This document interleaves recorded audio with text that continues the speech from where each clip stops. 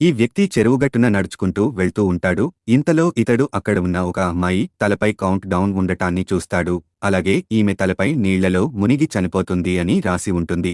దీనితో ఈ వ్యక్తి ఈ అమ్మాయితో చెరువు దగ్గరికి వెళ్లికు మునిగి చనిపోతావని చెప్తాడు. ఇది విని ఈ అమ్మాయికి కోపం వచ్చి ఇతడిని చెంపపై కొట్టి తిట్టుకుంటూ వెళ్లిపోతుంది. అప్పుడు ఈ వ్యక్తి నాకు ఎందుకని ఇలా కౌంట్ డౌన్ కనపడుతుంది అని అనుకుంటూ వెళుతూ ఉంటాడు.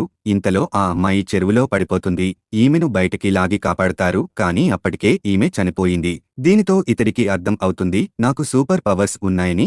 ఆ తర్వాత ఇతడు పార్టీలో ఉన్న తన కూతురు దగ్గరికి వెళ్తాడు. అయితే ఇతడు చూసుకోకుండా ఒక అమ్మాయిని గుద్దుతాడు. ఈమెకు సారీ చెప్తూ ఉండగా ఈమె తలపై కూడా కౌంట్ డౌన్ కనపడుతుంది. అలాగే ఈమె సునామీ వలన చనిపోతుంది అని రాసి ఉంటుంది. ఈమెకి విషయం చెప్పగా ఇతడిని పిచ్చోడు అనుకుని వెళ్లిపోతుంది. అయితే ఇతడు వెనక్కి తిరిగి చూడగా అక్కడున్న వాళ్లందరి తలపై కౌంట్ డౌన్ ఉంటుంది. అలాగే వీరంతా సునామీ వలన చనిపోతారు అని రాసి ఉంటుంది. దీనితో ఇక్కడికి సునామీ రాబోతుంది అని ఈ వ్యక్తికి అర్థం అవుతుంది.